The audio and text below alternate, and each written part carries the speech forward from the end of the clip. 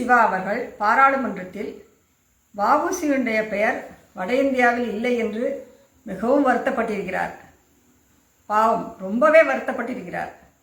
இவர் தமிழ்நாட்டில் அதிகாரத்தில் இருக்கிறாரே, எத்தனை பல்கலைக்கழகத்திற்கு வ.உ.சியின் பெயர் வைத்திருக்கிறார், எத்தனை நூலகத்திற்கு வ.உ.சியின் பெயர் வைத்திருக்கிறார். இவர்களுக்கு பாராளுமன்றத்தில் சிலை வைக்க வாய்ப்பு கிடைத்த போது வ.உ.சிக்கா சிலை வைத்தார்கள், முரசொலிமாறனுக்கு சிலை வைத்தார்கள். முரசொலிமாறன் என்ன தியாகம் செய்து சிறைக்கு சென்று சுதந்திரம் வாங்கி கொடுத்தாரா?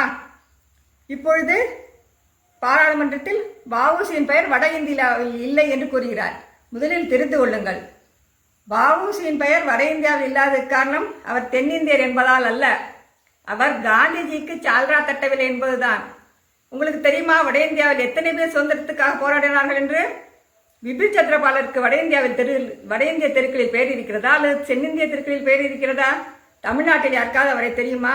இன்னும் அரவிந்தர், சித்தரஞ்சன் தாஸ், குதிராம் போஸ், இன்னும் ஏராளமான பேர் வட இந்தியாவிலும் சுதந்திரத்துக்காக போராடினார்கள், தென்னிந்தியாவிலும் சுதந்திரத்துக்காக போராடினார்கள்.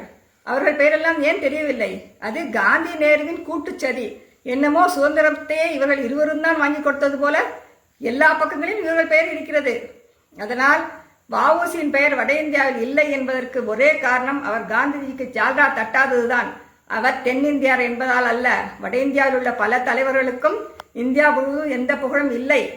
அது மட்டுமல்ல, இத்தனை ஆண்டுகள் ஆட்சியில் இருந்த திமுக வ.உ.சிக்கு எவ்வளவோ செய்திருக்கலாம். வ.உ.சி எழுதிய மெய்யரத்தை பாடமாக வைக்க சொல்லி கேட்டுக்கொண்டிருக்கிறேன்.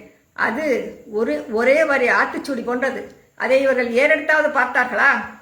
வ.உ. சிதம்பரம் பிள்ளை என்ற பெயரை வ.உ. சிதம்பரனார் என்ற சுருக்குவதில் தான் இவர்கள் கவனம் இருக்கிறது. மோடி அவர்கள் எவ்வளவு அழகாக வந்தே மாதரம் பற்றி பேசும்பொழுது வ.உ.சி கப்பல் ஓட்டியதை பற்றி பெருமையாக வ.உ. சிதம்பரம் பிள்ளை என்று குறிப்பிட்டு பேசுகிறார். இதை விட நமக்கு என்ன பெருமை வேண்டும்? காங்கிரசும் திமுகவும் வ.உ.சியை மற்றும் பல தலைவர்களை முடக்குவதில் மிகவும் அக்கறையோடு செயல்பட்டார்கள். இப்பொழுது வேஷம் போட்டுக் கொண்டிருக்கிறார்கள்.